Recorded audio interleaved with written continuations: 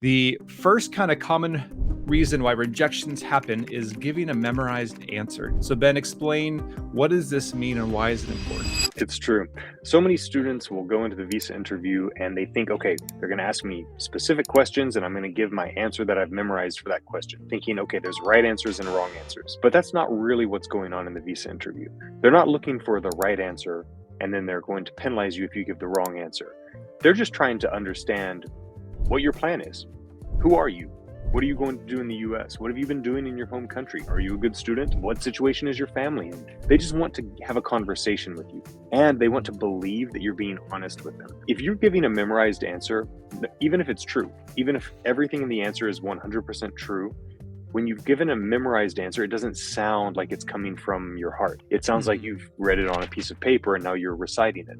So it could be true, or someone for whom it's not true could have read it and memorized that same information. So speaking casually, conversationally, and just giving the answers naturally as they're asked, knowing what you want to talk about, but not giving a memorized answer. That's the way you want to approach the interview. You don't want to be super stiff and formal. You want to speak like you're speaking to, if anyone's had a job yet, in the office, speaking like you're speaking to a colleague in the office. You're going to be professional, but you're going to be friendly as well. Yeah.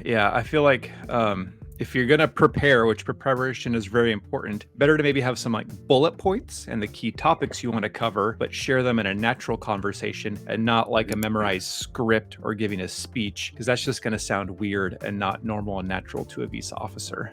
Absolutely. And you can definitely tell when someone is nervous and scared and just trying to memorize and repeat each word, and that's going to be kind of a red flag. So we want you guys to avoid that. So, and I think a good thing is just practice talking it to people beforehand, so it'll sound more natural with the visa officers. If you have a friend that's helping you, tell them not to just stick to a list of questions. Tell them to ask questions that you're not prepared for, right? Because that's going to happen in the interview.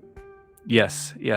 Everyone always asks, what are the questions I'm going to face? And it's like, you know what? The questions are different every time. Oh, yeah. So you have to be ready for that. Did you know the approval rates for US visas has gotten worse the past few years, and a previous rejection is really hard to overcome? Don't worry, because our friends at Argo Visa can help you ace your upcoming visa interview. Argo Visa Coaching pairs you with visa consular officers who have conducted tens of thousands of visa interviews abroad all over the world. They can guide you on how to overcome your obstacles and craft your story exactly how the visa officer needs to hear it so you can get granted approval in your visa interview. And if you've been rejected before, they can help you understand why and then help you craft a new and better strategy to be better prepared for your next attempt. Their Visa Checkup tool is an amazing free resource that you can use that helps you gauge how a visa officer is likely to respond to your current situation. Quickly answer a dozen questions and see what your score will be. If you want visa interview success, Argo Visa is the team that can help you find it. Check them out with the links above and below. Good luck, my friends.